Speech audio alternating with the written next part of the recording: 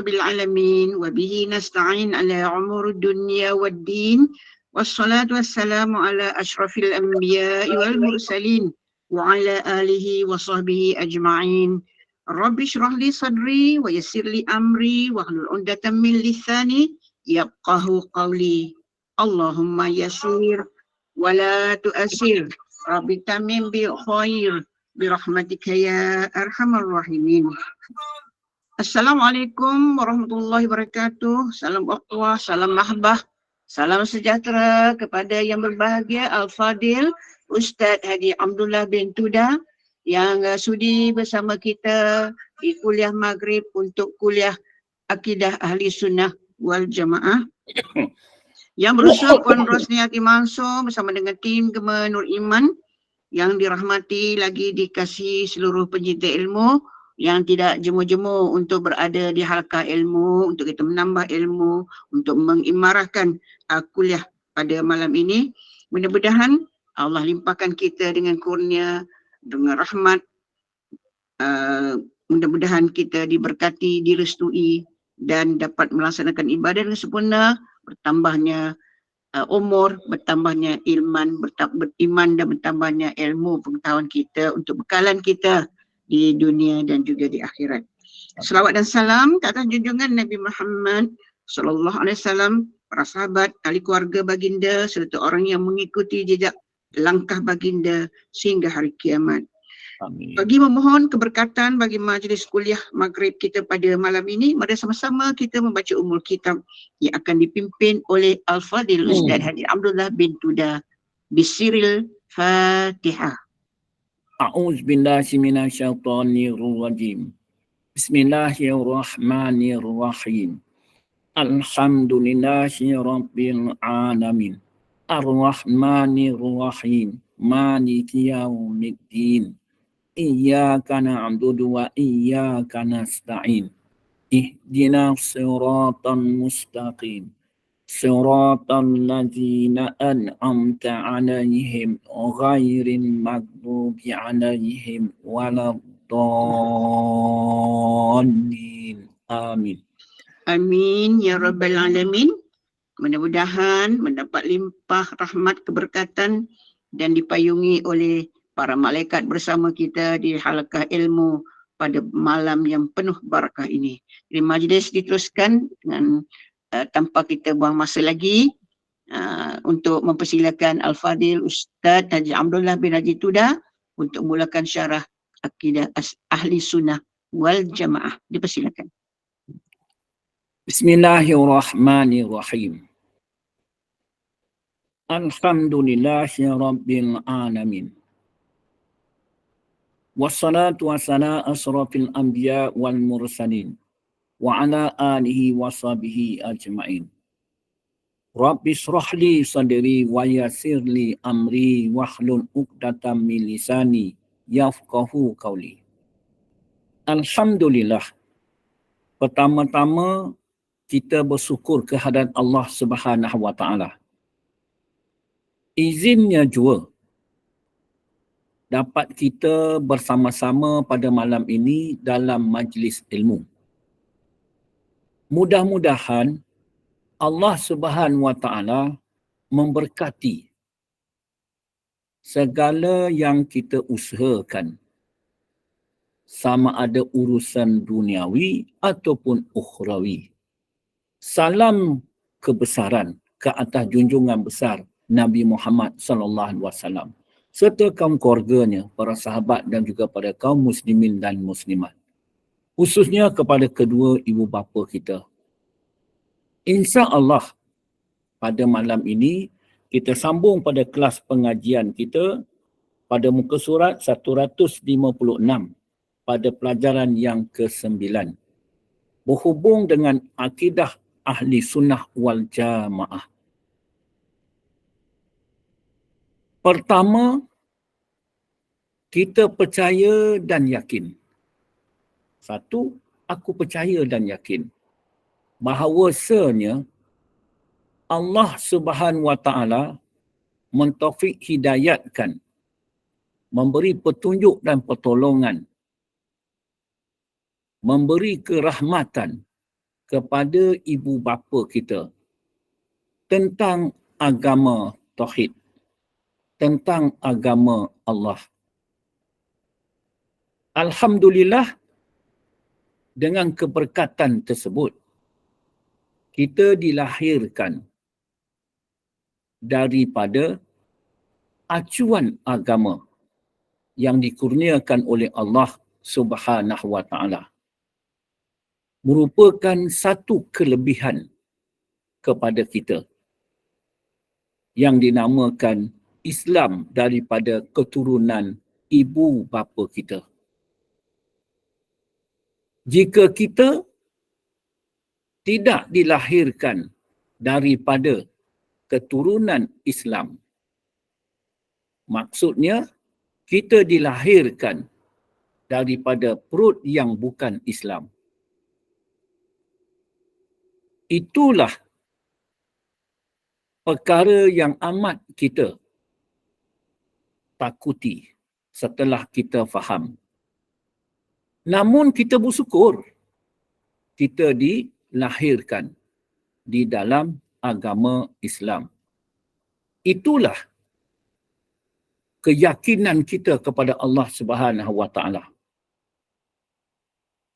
Yang keduanya, perkabaran tersebut adalah dikabarkan daripada alim ulama, daripada ibu bapa kita alim ulama, dan teruslah sampai ke baginda Rasulullah sallallahu alaihi wasallam. Merupakan mukjizat baginda. Maka sampailah kepada kita.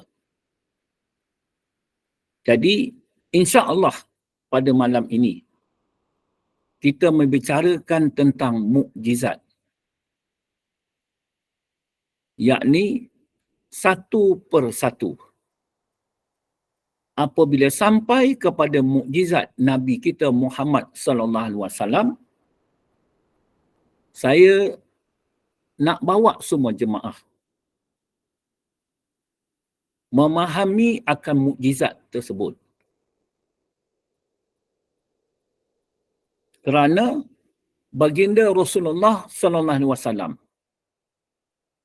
segala mukjizat para nabi dan rasul Allah Taala tempatkan ke dalam hati baginda Rasulullah sallallahu alaihi wasallam. Jadi apa yang berlaku terdapat di dalam hati baginda Rasulullah sallallahu alaihi wasallam. Itulah kepercayaan keyakinan kita berhubung tentang mukjizat. Jadi mukjizat baginda Rasulullah SAW ini, ulama telah menggariskan lebih kurang 1,200 mukjizat. Itu yang kedua. Yang ketiganya, mukjizat ini Allah Ta'ala kurniakan kepada para nabi dan rasul. Bukan saja sebagai bukti, bukan saja sebagai penolong, yang lebih besar sebagai penarik orang-orang yang bukan beragama Islam kepada nabinya dan juga rasulnya. Penarik. Itu pasal ada mukjizat-mukjizat tersebut. Jadi hinggalah sekarang mukjizat tersebut, meskipun kita dikabarkan perkabaran akan mukjizat, tapi mukjizat yang paling besar, contohnya Al-Quran. Al-Quran. Sampai kita pada hari ini, sampai sekarang, pada saat sekarang, itulah kepercayaan keyakinan kita. Itu akidah yang pertama. Dan kita dapati pada hari ini, kalau kita ikut dengar pada semasa, orang yang tertarik kepada agama Islam, yang masuk kepada agama Islam, ada yang tertarik kepada Al-Quran, ada yang tertarik kepada azan, ada yang tertarik kepada sirah Nabi, ada yang tertarik kepada sifat Nabi, bermacam-macam. Kita lihat. Jadi begitulah cantiknya Islam tersebut. Ya, jadi kita lihat. Yang ke-9. Beriman. Beriman. Siapa yang beriman? Kita. Percaya. Jadi percaya.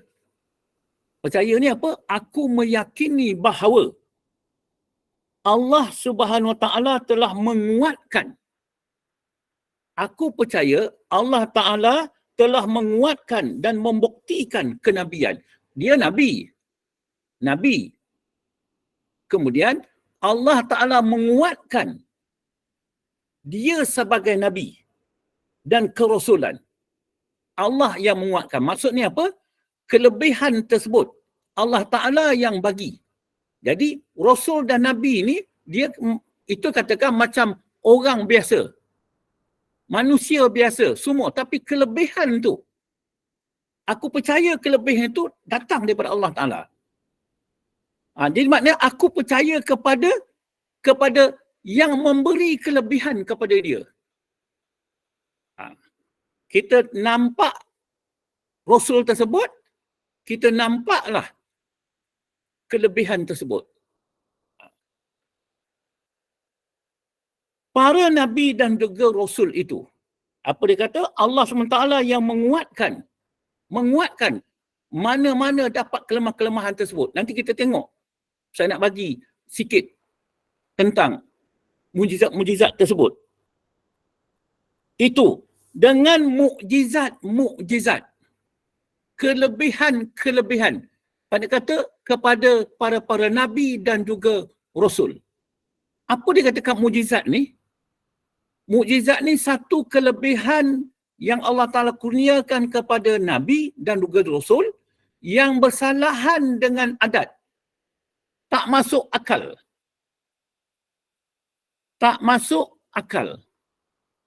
Contohnya, kalau susu semangkuk yang boleh diminum oleh 3-4 orang sahabat, tapi boleh diminum berpuluh-puluh sahabat. Tak masuk akal. Tak masuk akal juga apabila pokok kayu boleh bangkit, bergerak, datang ke baginda Rasulullah SAW. Tak masuk akal. Begitu juga buah kurma yang ada di pokok kurma boleh turun sendiri datang kepada baginda Rasulullah SAW. Pun tak masuk akal. Dilihat kepada nabi-nabi sebelumnya, tak masuk akal juga. Apabila dengan tongkat dipukulkan Nabi Allah Musa, maka boleh berbelah laut. Nabi Allah Ibrahim masuk ke dalam api, dimasukkan ke dalam api, tidak begitu punya panas, tapi tak terbakar. Itu katakan mukjizat nabi-nabi tersebut yang Allah Ta'ala memberikan kepada para nabi tersebut. Adatnya memang tak masuk akal. Begitu ya, banyak nanti. Baik. Dengan mukjizat-mukjizat yang jelas, Al-Quran ni jelas. Dan bukti-bukti yang nyata. Yang menunjukkan kebenaran nabi-nabi dan juga rasul-rasul itu. Bahawa ia adalah seorang nabi dan juga seorang rasul. Di mana mukjizat-mukjizat dan bukti-bukti itu datang dari Allah. Fahamlah kita sekarang. Mukjizat yang Nabi perolehi, dia datang daripada Allah Subhanahu Wa Taala. Tidak pula dapat diusahakan oleh nabi-nabi nak mendapatkan mukjizat. Tak. Kedua, tak perlu dia nak usahakan nak mendapatkan mukjizat. Tak perlu. Sebab Allah Ta'ala sendiri dah menjadi dan menciptakannya sebagai seorang nabi dan juga rasul. Ada lagi yang berlaku dalam masyarakat. Dikatakan sihir. Sihir memang dapat diusahakan. Pergi belajar, pergi bertapa, pergi ini ke dalam gua, ke dalam hutan dan sebagainya, keluar dia boleh berjalan atas air, dia boleh berjalan atas angin dan sebagainya. Maknanya dia dapat. Tetapi bagi mukjizat memang dah langsung daripada Allah SWT kurniakan kepada para Nabi untuk nak menguatkannya dia sebagai seorang Nabi. Mengenai mukjizat, para ulama memberi definisi. Sesuatu perkara yang luar biasa. Sesuatu perkara yang luar biasa. Keluar daripada kebiasaan yang berlaku. Keluar daripada kebiasaan yang berlaku. Contohlah, baginda Rasulullah SAW membuat parit ataupun kandak masa nak berlakunya perang kandak. Buat satu parit. Dan tak kala nak membuat satu parit, dalamnya lebih kurang lah, menurut dia katanya, lebih kurang dalam 6 kaki, lebar 6 kaki ke, ataupun lebih dalam lagi, lebih lebar lagi untuk. Dan di dalam buat itu parit tersebut, adalah satu tokolan batu yang amat besar. Ada tokolan batu yang amat besar.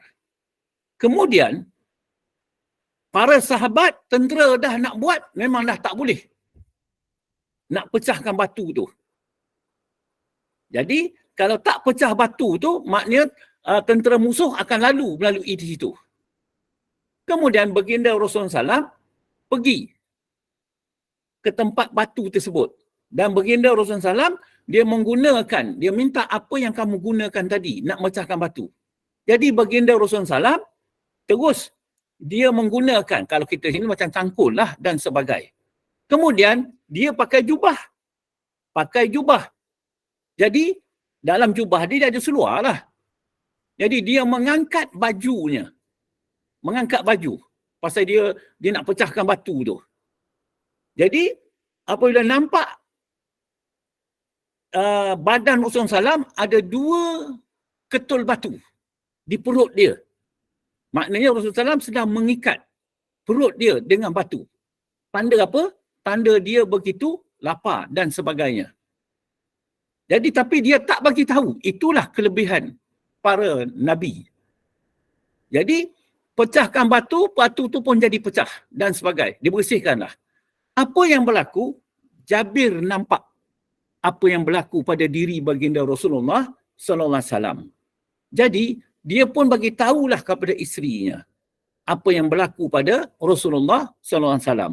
Jadi di rumah dia adalah tepung untuk nak buat makanan untuk 10 orang. Adalah lebih daripada seekor kambing kecil untuk nak makan. Jadi bincang dengan isteri, okeylah. Jadi dia kata kita panggil Rasulullah SAW dan sahabat terdekat. Jadi isteri beritahu, sampaikan kepada Rasulullah SAW dengan secara diam-diam. Jadi tak kala Rasulullah SAW baring, maka dia bagi tahu, ya Rasulullah, kami ada kenduri, jemputlah datang secara berbisik. Tapi kami nak panggil 3-4 orang saja nak datang ke rumah. Baiklah. Jadi apabila dah sampai berita tersebut, Rasulullah SAW bangun, teruslah dia. Makna kata memberitahu ataupun dia kata nak menyampaikan kepada semua dia punya jemaah, lebih kurang ada 3,000, ada ke 4,000 ke 3,000 ke itu jemaah untuk datang bahawa Jabir ada buat kenduri. Jabir punya risau, balik ke rumah. Balik ke rumah beritahu isteri dia. Jadi apabila bagi tahu dia, Jabir berasa gelisah sangat.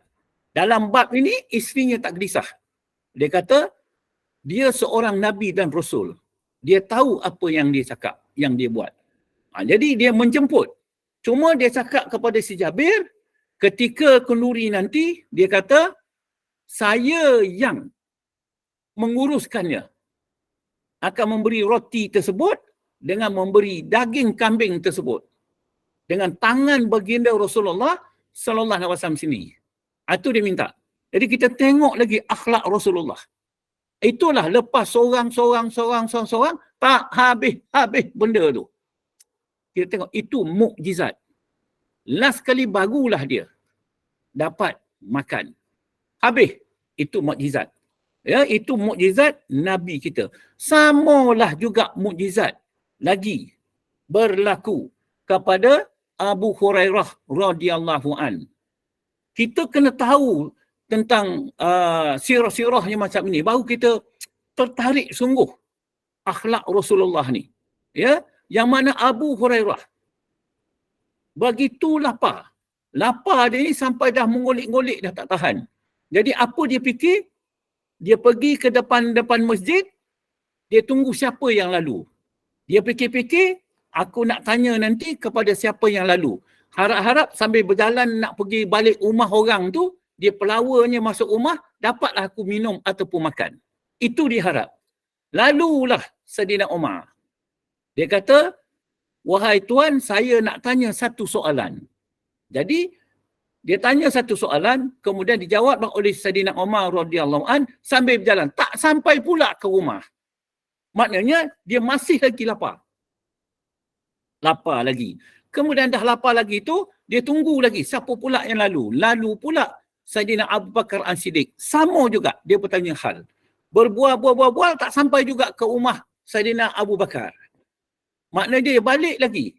Kemudian dia tunggu lagi. Maka lalulah baginda Rasulullah sallallahu alaihi wasallam. Dia nak buat cara yang sama. Tetapi satu sifat Rasulullah sallam. Rasulullah sallam dia tidak memberi peluang kepada sahabat ataupun orang lain mendahulukan memberi salam. Mana baginda Rasulullah sallam bahawasanya dia akan memulakan dengan memberi salam. Ada yang para sahabat menyuruh, tapi baginda Rasulullah SAW dah tahu dah, dia akan memberi salam. Begitulah. Itu amalan baginda Rasulullah SAW. Kemudian Rasulullah SAW terus tanya, wahai, dia kata Abu Hurairah, adakah kamu lapar? Jadi maknanya, baginda Rasulullah SAW ni dia tahu apa kekurangan sahabat dia. Jadi, dia ajaklah ke rumah. Dia kata, apabila sampai masuk rumah, datanglah seorang tetamu membawa satu mangkuk susu. Dia kata, wahai Abu Hurairah, dia kata, inilah orang ada sedekah pada satu mangkuk susu. Kemudian Abu Hurairah telah mengatakan 2 hari ataupun 3 hari dah tak makan. Begitu lapar. Dia kata, alhamdulillah. Bersyukur. Dia kata, dapatlah kita minum nanti susu ni. Sebaliknya baginda Rasulullah SAW pula, dia mengarahkan Abu Hurairah, panggil semua ahli-ahli ahli sofa yang ada dalam Masjid Madinah tu untuk nak sama-sama minum. Tentu perasaan dia macam mana. Itu yang berlaku. Tapi kita tengok mukjizat tu tadi. Ya, panggillah semua datang. Kemudian bagilah semangkuk tersebut. Lepas seorang. Sedangkan Abu Hurairah, dia berasa adakah cukup ke tidak. Sampai habis semua dah, air susu tersebut tidak kurang sedikit pun. Kemudian, barulah baginda Rasulullah SAW suruh Abu Hurairah minum. Minum sekenyang-kenyangnya. Sudah habis kenyang. Kemudian Rasulullah SAW suruh lagi minum. Dia minum lagi. Kali ketiga, suruh juga minum. Dia minum lagi. Ya Rasulullah, semuanya di dalam tubuh badanku telah penuh dengan susu. Sudah cukup. Barulah baginda Rasulullah SAW minum. Baru giliran. Maknanya yang lah semua kalau kita tengok dalam sirah. Jadi mukjizat baginda Rasulullah sallallahu alaihi wasallam. Itu mukjizat. Tak ada pada orang lain. Hanya kepada Nabi dan Rasul dia. Begitu juga dalam dikatakan baginda Rasulullah SAW nak terkencing. Jadi tak ada tempat nak berlindung. Jadi dia cakap kepada pokok kayu tu supaya datang melindung dia. Pokok tu bangun keluar, datang untuk berlindung. Jadi tak terlindung juga. Dia panggil satu pokok lagi datang. Dia nak melindung. Dia punya tu. Itu mukjizat. Jadi itu katakan tadi banyak sangat mukjizat baginda Rasulullah sallallahu alaihi wasallam. Semua dilihat. Tapi ada yang mukjizat yang dikatakan para sahabat nampak, ada yang tak nampak. Ada yang satu orang sahabat saja yang nampak, itu yang beri perkabaran, dan juga ada yang ramai yang nampak. Maknanya mukjizat tersebutlah. Dan para sahabat pula, macam Abu Hurairah, dia terasa pada hati dia bahawa baginda Rasulullah SAW sayang kepada dia. Dan begitu juga sahabat lain. Sahabat lain mengatakan Rasulullah SAW sayang kepada dia. Begitu juga sahabat yang lain mengatakan baginda Rasulullah SAW sayang kepada dia. Begitu semua sekali sahabat. Apa kesudahannya? Kita begitulah tentang baginda Rasulullah SAW yang dikatakan, yang menyampaikan kepada kita tentang kelebihan-kelebihan tersebut. Atau ada orang masuk agama kita dengan sebab mukjizat-mukjizat tersebut. Apatah lagi kita di dalam sekarang. Baik, kita sambung. Mengenai mukjizat, para ulama memberi definisi sesuatu perkara yang luar biasa, keluar daripada kebiasaan yang berlaku, yang dikurniakan oleh Allah Ta'ala kepada Nabi-Nabi dan Rasul-Rasul, yang berlaku ke atas diri mereka sendiri. Yang berlaku pada diri mereka sendiri. Diri dia berlaku benda tu. Atau sesuatu tindakan yang dilakukan. Satu tindakan yang dia lakukan oleh perbuatan tangan mereka. Sebagaimana misal-misal berikut. Ini perkara yang tersurat dalam Al-Quran.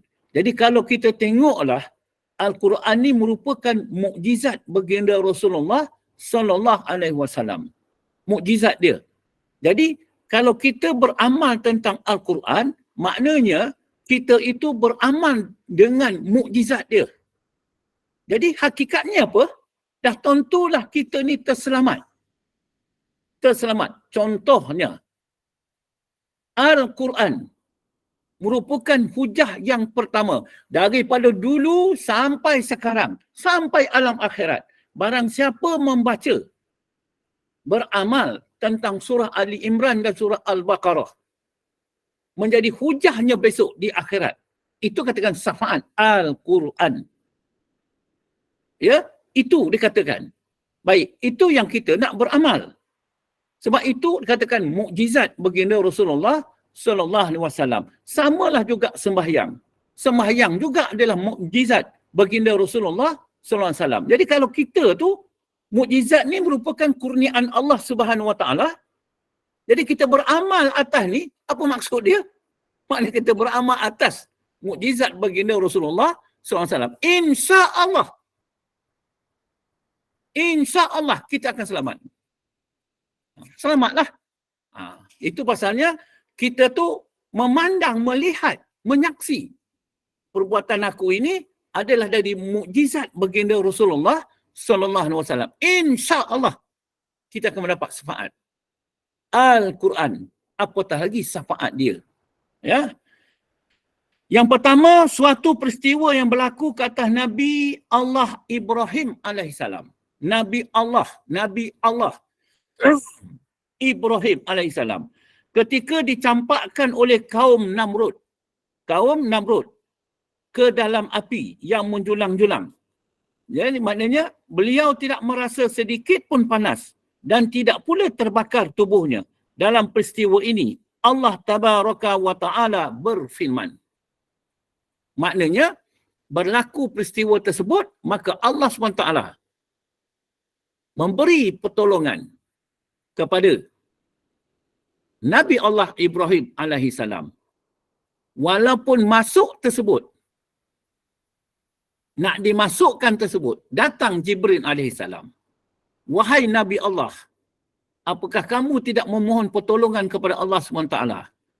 Maka Nabi Allah Ibrahim menjawab, apakah Allah Ta'ala tidak mengetahui bahawa aku akan dimasukkan ke dalam api?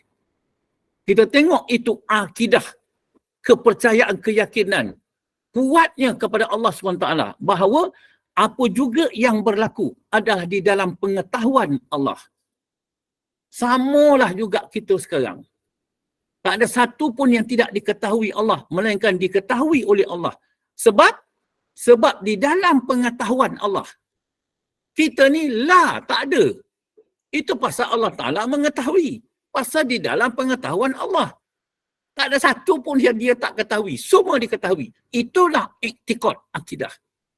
Kepercayaan kita. Putus. Tak ada dah. Apa sebab dia tahu? Pasal pengetahuan dia. Itu pasal dia tahu. Baik. A'udzubillahi minasyaitonirrajim. Qalu harrikuhu wansuru alihatakum in kuntum fa'ilina wa kunna ya naruku ni bardan wa salaman ala Ibrahim. Setelah tidak dapat berhujah lagi, maknanya itu ada dikatakan itu sifat kalam, ya, kalam antara Nabi Allah Ibrahim dengan kaum Namrud, khususnya kepada rajanya. Ketua-ketua mereka berkata, bakarlah dia dan belalah Tuhan kamu. Maknanya dia cabarlah. Bakarlah dia dan juga belalah Tuhan kamu. Allah Ta'ala suratkan apa yang berlaku. Jika betul kamu mahu bertindak membelanya, membela agama tauhid itu tadi. Membela agama tauhid. Itu maksudnya sampai ke tahap kematian. Samalah juga apa yang berlaku sekarang di Palestin. Jadi semalam saya berada di masjid di Sri Damansara. Saya dah sentuh juga dalam bab tabung Palestin. Tidak memadai kita itu dengan berdoa sahaja. Jika tidak kita melakukan sesuatu, memberi pertolongan kepada orang Palestin. Macam mana caranya? Itulah kita mengeluarkanlah sedikit wang ringgit kita. Wang ringgit kita di tabung surau ataupun masjid. Tak memadai kita hanya bersyukur. Bersyukurlah Ustaz, kita negara kita aman damai, tak bergaduh, tak itu, tak ini. Tak memadai. Kalau sahabat kita, saudara seagama di dalam kesempitan, kesusahan, ya, maknanya kita kena tolong dan bantu. Itulah dikatakan orang mukmin. Ya, mana tempat kita membantu? Pergilah ke Masjid Surau. Sekarang semua dah ada tabung Palestin. Maknanya di situ kita nak berkorban. Dengan niat aku nak bantu saudara-saudaraku di Palestin. Baik. Kemudian dia kata, setelah Nabi Ibrahim dicampakkan ke dalam api, banyaklah cerita dia. Maknanya satu negeri Iraq lah tempat itu semua. Jadi sebelum tu dulu itulah dia. Jadi makna kata dikumpul kayu kayan, maka dibakar. Dah dibakar tu api ni begitu punya besar. Tak boleh nak dekat. Tak boleh nak dekat. Apa cara dia? Dia buat cara lastik. Makna kata ditaruhnya Nabi Allah Ibrahim dekat yang pemegang lastik itu, dihungkil, baru termasuk dalam api. Kemudian kami berfirman. Kami di sini ganti nama kepada diri Allah Subhanahu Wa Taala, Zat Wajibal Wujud. Hai api. Hai api. Itu pasal api tu adat aja membakar. Tapi dia menurut perintah. Itu pada hakikatnya Allah Ta'ala yang boleh membakar. Pasal dia pun makhluk. Makhluk. Dijadikan juga. Itu pasalnya, macam dia katakan itu agama Sahak yang dulu. Ustaz, apakah pegangan itu agama Sahak itu betul? Allah itu adalah Muhammad. Muhammad itu adalah Allah. Saya cakap itu jelas nyata adalah syirik kepada Allah SWT. Apa sebab? Muhammad itu adalah makhluk yang dijadikan oleh Allah SWT. Jadi apa sekarang ni? Api itu juga adalah makhluk menurut perintah. Hai api, jadilah engkau sejuk. api menurut adatnya tentulah panas. Tapi kan api menyulang-nyulang tapi tak panas. Serta selamat sejahteralah kepada Ibrahim. Bukan api itu padam semua, tak. Api menjelang-jelang. Tapi benda tu tak membakar. Maknanya itu katakan tadi, dalam hal tersebut, mukjizat Nabi Allah Ibrahim. Maknanya kata Allah Ta'ala memberi pertolongan ketika itu. Jadi maknanya tak masuk akal. Kalau orang dah masuk api, tentu hangus dah. Habis dah. Tapi tidak. Kepada Nabi Allah Ibrahim. Kaum Nabi Ibrahim ialah penduduk negeri Babylon. Sekarang negeri Iraq. Itu sekarang negeri Iraq.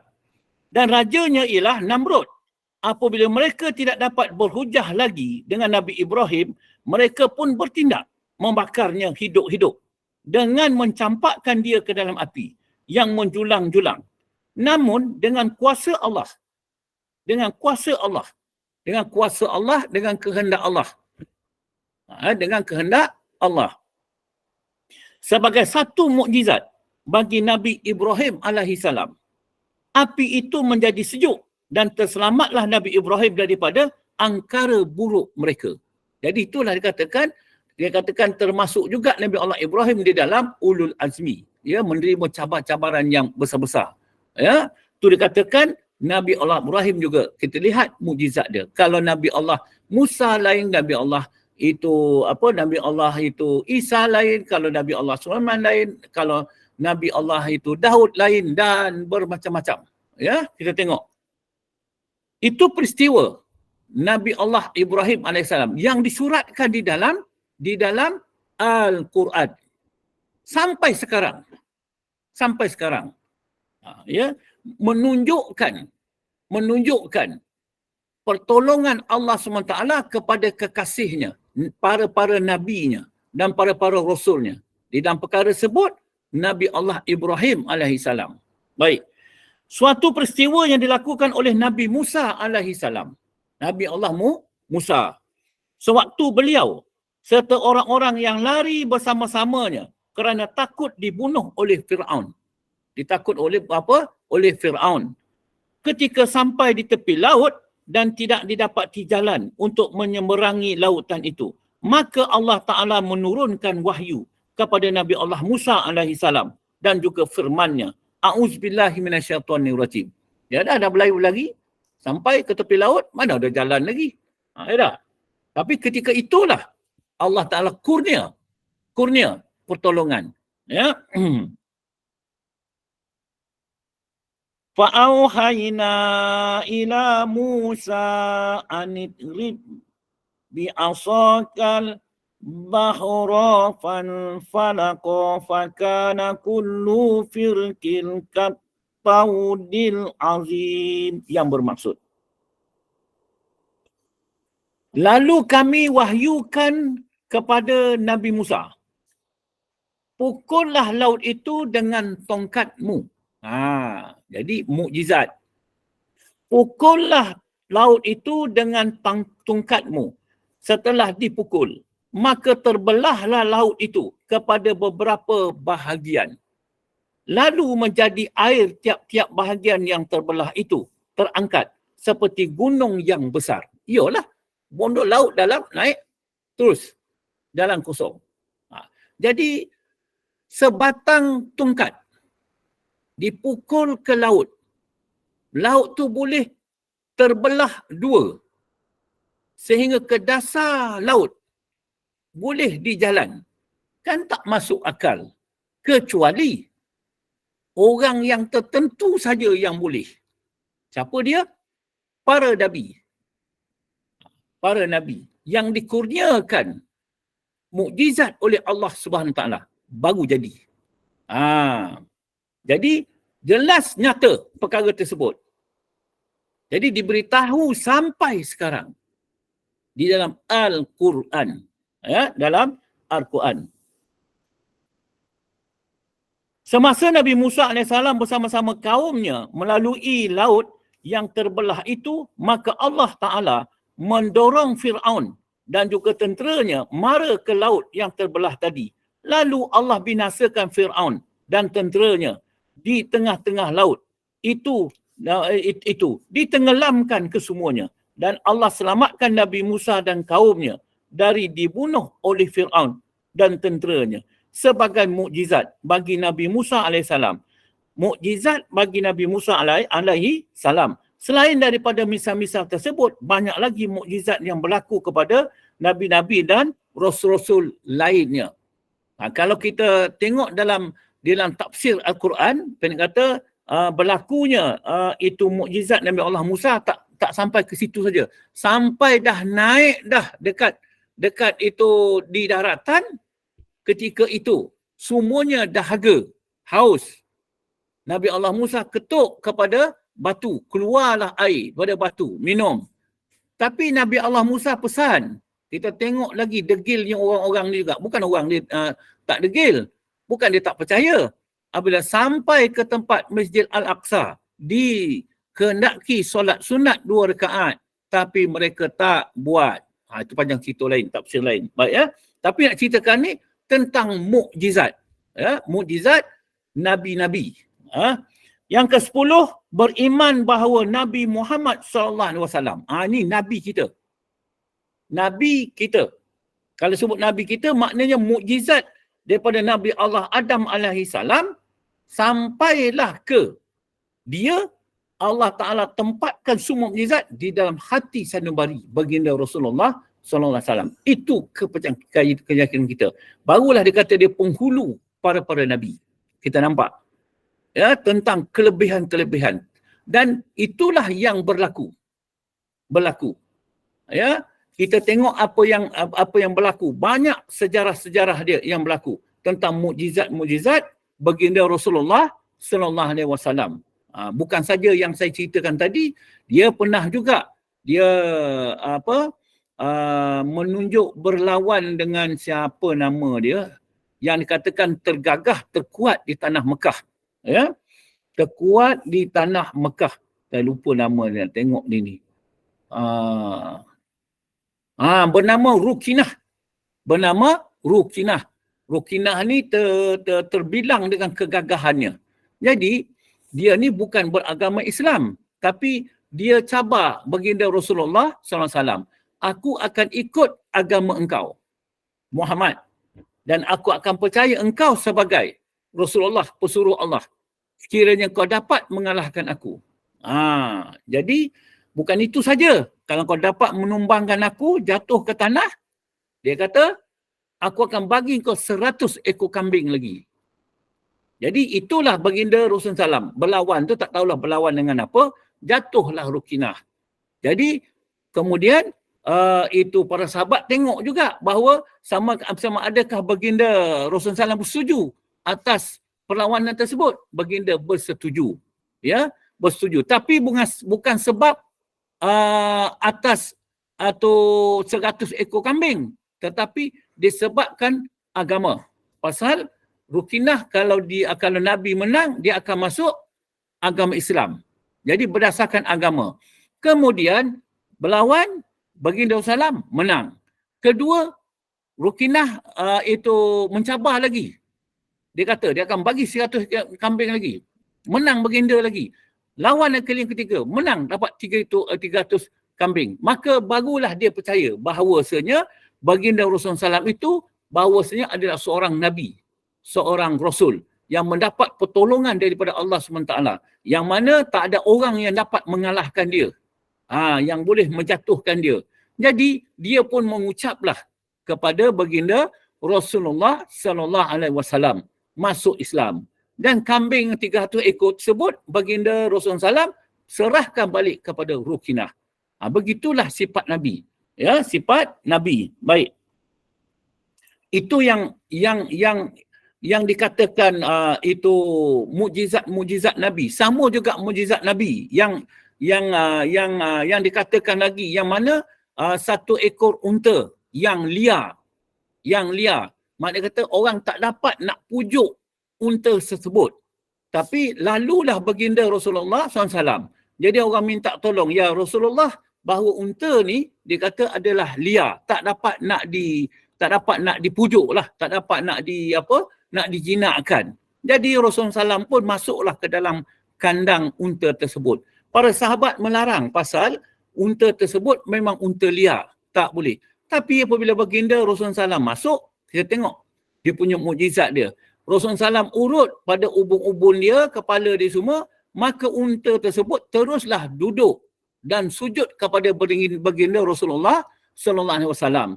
Teruslah juga para sahabat datang. Dia kata binatang ini juga, unta ini juga tunduk kepadamu, maka izinkanlah kami tunduk kepada kamu, kepada baginda Rasulullah SAW. Rasulullah SAW cakap Allah Ta'ala tidak perintah untuk nak tunduk sesama manusia. Kalau diperintahkan tunduk sama manusia, maka akan ku perintah katanya tunduk seorang isteri kepada suami. Ni tak, itu cerita lain. Tapi begitulah mukjizat dia. Ya, mukjizat baginda Rasulullah SAW. Baik.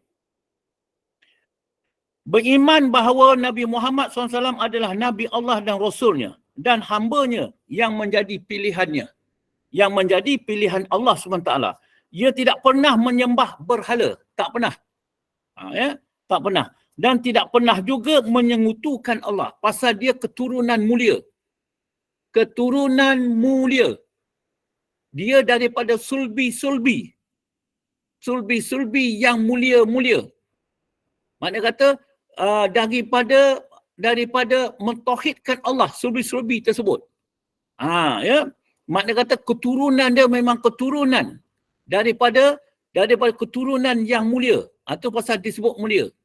Itu pasalnya tak boleh nak kita cakap bahawa ibu bapa Rasulullah SAW itu akan masuk neraka. Itu kata menyalahi daripada i'tiqad ahlu sunnah wal jamaah. Pasal asal usul kejadian baginda Rasulullah SAW adalah daripada asal usul kemuliaan, mulia. Itu dia kata, ya. Baik. Jadi dia kata tidak pernah juga menyekutukan Allah walaupun sekelip mata. Maknanya dia tidak menyekutukan Allah walaupun sekelip mata, bermaksud dia sentiasa berserta Allah. Dia sentiasa berserta Allah. Makna berserta Allah ni apa? Macam mana nak katakan sentiasa berserta? Dia sentiasa ingat kepada Allah. Sentiasa ingat kepada Allah. Apabila dia ingat kepada Allah, Allah akan mengingatkan dia untuk ingat kepada dia, kepada Allah. Itulah penghidupan. Itulah akidah dia. Makna sentiasa dia berzikir. Dia ingat kepada Allah. Dia mohon agar Allah ingat kepada dia. Supaya dia dapat ingat kepada Allah. Fahami baik-baik itu. Ia juga tidak pernah melakukan dosa kecil. Usahakan dosa besar. Dosa kecil pun tidak. Ya. Dan ia adalah juga berakhlak mulia. Perkataan mulia tu. Macam mana dikatakan berakhlak mulia? Segala akhlak-akhlak yang dikatakan yang baik-baik, semuanya ada terdapat pada diri Rasulullah Sallallahu Alaihi Wasallam. Tak ada akhlak yang baik, tak ada akhlak yang baik yang tidak ada pada baginda Rasulullah SAW. Melainkan semuanya yang baik. Boleh mulia. Begitulah mulianya baginda Rasulullah SAW. Itu sebabnya apabila kita mengatakan sama ada memperlekehkan baginda Rasulullah SAW ataupun kita menghina ataupun apa juga. 3 mazhab.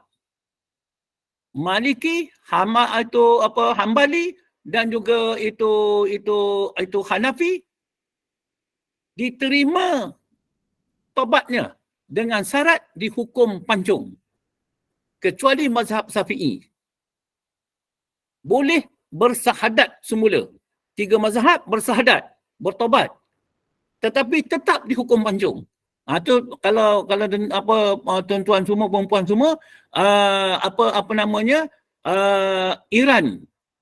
Iran termasuk dikatakan Syiah dan juga termasuk yang lain yang mengejarkan ayat nak tangkap Osman Rushdie yang menghina Rasulullah SAW. Itu maksudnya diorang tu kejar sampai sekarang. Maknanya kalau dapat ditangkap memang hukum bunuh. Mazhab Syafi'i dia kena bersahadat balik, dia kena bertobat dan sebagainya. Itu dia katakan Salman Rushdie. Baik, terima kasih. Ya, makna itu dikatakan yang 3 mazhab. Kalau hati kita ada terusik berhubung tentang akhlak Rasulullah, apa jugalah, tentang keluarga dia, tentang nasab keturunan dia, tentang jadi dia, tentang apa juga, terasa hati, terus bersahadat. Astaghfirullahalazim, asyhadu an la ilaha illallah wa asyhadu anna Muhammadur Rasulullah. Sepakat mengatakannya. Kalau kita tak bertobat tak itu, jatuh kufur. Tuan-tuan, jaga baik-baik. Itulah berhubung tentang kemuliaan Nabi kita. Ya, kemuliaan. Baik. Oleh itu, sikap, watak, ucapan dan tindak tanduk Nabi Muhammad SAW. Sikap dia, watak dia, ucapan dia dan tindak tanduk Nabi Muhammad SAW sebagai seorang Rasul, utusan Allah semenjak kecil lagi sehingga wafatnya, rohaninya dan akhlak baginda sentiasa bersih dan menjadi rujukan. Ya, rohani dan akhlak baginda sentiasa bersih dan menjadi rujukan bagi setiap orang yang beriman, terutama dalam urusan ibadat. Firman Allah Azza wa Jalla. Jadi, tempat kita rujukan. Itu pasalnya, kalau orang bertanya, apakah idola kita? Idola kita di dalam penghidupan kita. Kita nak mengajar pada anak-anak, dah tua dia tahulah kita. Nak ajar pada anak-anak. Idola kita nak adalah Nabi Muhammad sallallahu alaihi wasallam. Itu idola kita. Jangan diberi peluang kepada anak-anak. Nak bercakap, idola aku main keranjang negro hitam legam tu, main nombor 1. Kalau dah itu, Ronaldo lah, itulah, inilah, itu. Maknanya kata, kita kena beri faham dia. Bahawasanya, idola kita adalah Nabi Muhammad sallallahu alaihi wasallam. Hidup mati aku, itulah yang aku cintakan. Itulah yang aku cita-citakan. Ya, yang aku cita-cita dan yang dikatakan benar-benarlah kepada dia. Baik. Kemudian, a'udzubillahi minasyaitonirrajim.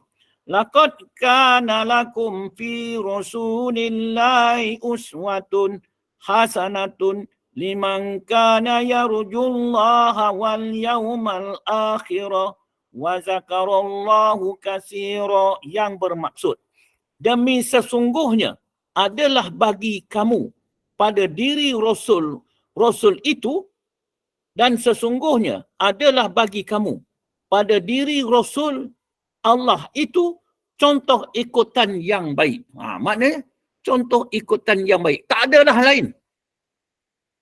Kalau kita beriman kepada Allah, akidah kita, kepercayaan, keyakinan kita.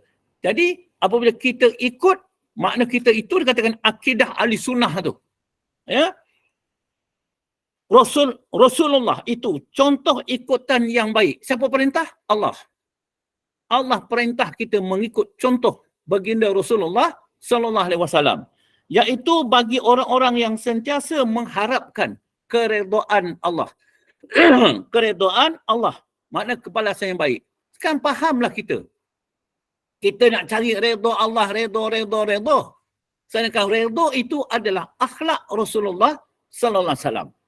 Jadi apabila kita ikut akhlak dia, bermaksud kita itu dalam redha Allah, dalam kasih Allah. Kita tahu bahawa baginda Rasulullah SAW itu adalah kekasih Allah. Jadi apabila kita kasih kepada baginda Rasulullah, bermaksud kita kasihkan Allah. Ya, akhirat. Serta ia pula menyebut dan memperingati Allah banyak-banyak dalam masa susah dan juga senang. Itulah baginda Rasulullah SAW. Susah dan senang. Dia sentiasa ingat kepada Allah SWT. Apa tujuan ingat? Supaya Allah Ta'ala ingat kepada dia. Mengingatkan dia. Supaya ingat dia kepada Allah. Barulah lupa susah senang. Dia berpegang kepada Allah. Jadi insya-Allah setakat ini saja pada malam ini, ya. Itu kesimpulan yang ringkas tentang mukjizat. Jadi salah satu kepercayaan dan keyakinan kita kepada Allah Subhanahu wa taala ialah Allah Subhanahu wa taala mengurniakan mukjizat kepada nabi-nabi dan rasul-rasulnya daripada dulu sampailah ke akhirat. Kedua, bukti mukjizat-mukjizat tersebut terkandung di dalam Al-Quran. Terkandung dalam Al-Quran. Daripada dulu sampai sekarang, sampailah ke akhirat. Mukjizat tersebut yang kita percaya, yang kita yakini, iaitu Al-Quran. Sekarang ni lah pegangan kita. Yang terakhir, apabila percaya kita kepada Al-Quran ataupun mukjizat, bermaksud kita berbuat akan mukjizat tersebut yang dikehendaki oleh mukjizat. Maksudnya kita di dalam mukjizat baginda Rasulullah sallallahu alaihi wasallam. Insya-Allah. Insya-Allah. Jadi insya-Allah ni salah satu daripadanya saya suruh amalkan dalam semua penghidupan kita. Jangan tinggal. Sebab mukjizat Nabi Allah Sulaiman alaihi salam. Ya tak? Yang mana Allah Ta'ala perintah dia untuk nak menjelajah 100 orang isterinya untuk satu malam. Satu malam, 100 orang. Isterinya ada 100 orang. Jadi maknanya dia nak bersama dengan isterinya untuk satu malam. Siapa yang boleh? Kalau manusia biasa tak boleh. Kecuali mukjizat Nabi, pertolongan Allah. Tetapi nak menjadikan satu daripada dia, kekurangan sikit daripada Nabi Muhammad SAW, kesalahan dia, makna dia lupa atas izin Allah SWT. Jadi sebanyak 99 tak ada yang mengandung. Kecuali yang mengandung adalah satu orang. Itu pun ada cacat sedikit anaknya. Dalam hal tersebut. Kita lupakan kisah tu. Itu nak cerita tentang mukjizat perkara tersebut. Jadi, kita bersyukurlah kehadrat Allah Subhanahu Wa Taala.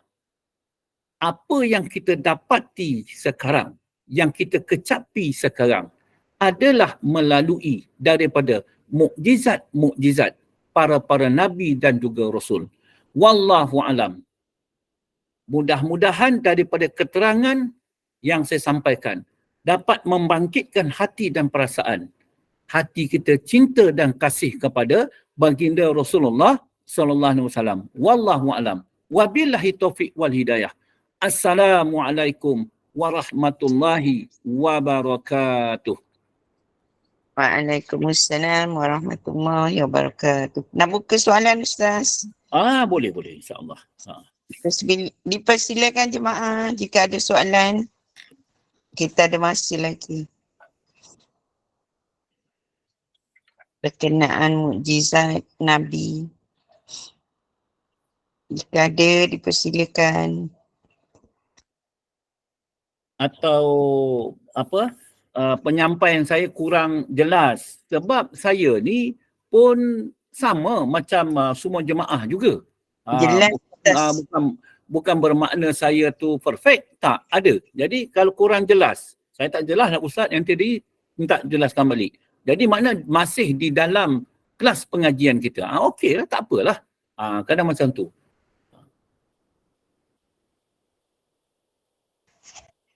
Ustaz terangkan dah jelas. Tu yang dia orang tak tanya.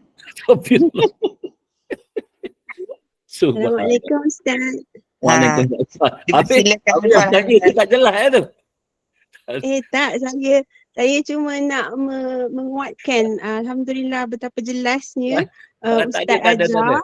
Saya dah selalu dengar kisah-kisah mukjizat ni, tapi hari ni saya dapat lihat sisi-sisi yang lebih baik, lebih terperinci. Contohnya macam bila Nabi dijemput untuk bagi makan, padahal orang tu nampak Nabi sampai letak batu kat perut dia, Nabi Ya. yang dia risaukan kelaparan, tapi Nabi despite rasa lapar, dia boleh silakan orang lain dulu, dia Ya sendiri yang Allah. Ya. membahagikan. Betapa mulianya akhlak dia, betapa tingginya kemanusiaan dia pada orang lain melebihi diri dia. Padahal dia yang tengah nak diagungkan, masya-Allah. Jadi saya Masya teringin Allah. sangatlah kalau Allah limpahkan kurnia semoga akhlak saya bolehlah CP pun Amin. dapat rasa macam tu juga, insya-Allah. So jazakallah khair Ustaz, masya-Allah, Ya. alhamdulillah. Saya nak sentuh sikit-sikit lah. Ya. Tapi dah menjadi adatnya sekarang lah. Adatnya sekarang. Apabila ustaz datang, ustaz kelas ada pengajian semua, memang di mana-mana pun sedialah tempat makan ustaz dengan makan istimewa. Orang sana duduklah ramai-ramai. Saya dah cakap lah jangan duduk sama sekali semua. Tapi dah menjadi begitulah. Ya. Makna kata trend pada hari ni macam tu. Kadang-kadang kita malu. Ya, keadaan tersebut. Bukan maknanya saya sebagai ini, saya itu. Tak. Tapi sebenarnya boleh katakan semua ustaz lah. Tak adalah minta nak diistimewakan, tak ada. Tapi begitulah. Tapi ambil satu sudut lain. Dan sudut lain kita terima. Sebab baginda Rasulullah SAW, akhlak dia juga memuliakan para sahabat. Memuliakan alim ulama. Memuliakan tu sebagai. Boleh juga diterima. Tapi boleh juga diterima. Dan kita lah berasa malu dengan Rasulullah SAW ni. Cuba kita tengok, masa dia minum susu tu, orang yang last. Semasa nak makan, dia yang last. Semua kemudian. Semua sahabat dia dahulu. Dia memuliakan sahabatnya dahulu. Begitulah kedudukan baginda Rasulullah SAW. Sehingga pengajaran tersebut tertanam dalam jiwa para sahabat bahawasanya sahabat mengatakan Rasulullah SAW sayangkan aku, kasihkan aku. Sahabat ni bercakap, begitu juga sahabat. Sehingga semua sahabat mengata macam tu. Bahawa baginda Rasulullah SAW kasihkan aku, sayangkan aku. Ini berkata macam tu. Begitulah tuan-tuan, ya Allah. Jadi kalau dalam penghidupan kita dengan anak-anak, adakah kita terapkan dia macam tu? Itu persoalannya. Baik, ada apa pertanyaan lagi? Dipersilakan jika ada.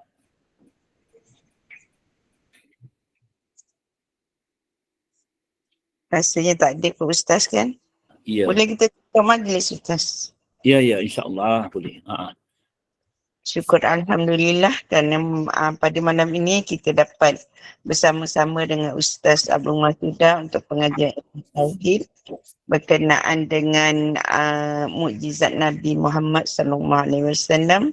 Semoga perkongsian daripada Ustaz itu tadi akan memberi manfaat, barakah, dan kita akan mencontohi akhlak-akhlak baginda Rasulullah sallallahu alaihi wasallam insya-Allah, kerana sesungguhnya akhlak baginda itu adalah Al-Quran kan Ustaz kan? Ya. Bila kita mengikut sedikit-sedikit akhlak Rasulullah, kita akan mengamalkan apa yang ada di dalam Al-Quran insya-Allah. Terima kasih Ustaz di atas perkongsian yang amat jelas pada kami semua. Bagi memandangkan masa pun amat terhad. Mohon Ustaz tutup dengan kuliah kita pada malam ini dengan tasbih kafarah dan surah Al-As. InsyaAllah kita akan bertemu dengan Ustaz lagi pada minggu hadapan pada hari dan waktu yang sama. Dipersilakan Ustaz. Amin. Sebelum saya menutup dengan doa, habis malam ni lepas saya tak ada kuliah lagi. Ada Ustaz. Ya? Ada. Kalau tak ada dah tak stop lagi ni. Ya. Okey. Ustaz. Alhamdulillah. Bismillahirrahmanirrahim. Alhamdulillahirabbil alamin wassalatu wassalam asrafil anbiya wal mursalin wa ala alihi washabihi ajmain. Subhanakallahumma wa bihamdika asyhadu an la ilaha illa anta astaghfiruka wa atubu ilaika. Allahumma adana likulli haulin la ilaha illallah wa likulli hammin wa ghammin masya Allah wa likulli ni'matin alhamdulillah wa likulli ridai wasidatin afsyukurulillah wa likulli ujubatin subhanallah wa likulli zambin astaghfirullah wa likulli musibatin inna lillahi wa inna ilaihi raji'un. Wa likulli dikin hasbiyallah wa likulli qada'i wa qadarin tawakkalna 'ala Allah wa likulli ta'atin wa ma'siyatin la haula wa la quwwata illa billahil aliyyil azim. Walhamdulillahi rabbil alamin. Bismillahirrahmanirrahim. Wal asr innal insana lafi khusr illa allazina amanu wa amilus solihati wa tawasaw bil haqq wa tawasaw bis sabr. InsyaAllah kita berjumpa pada masa dan waktu yang lain. Alhamdulillah. Kak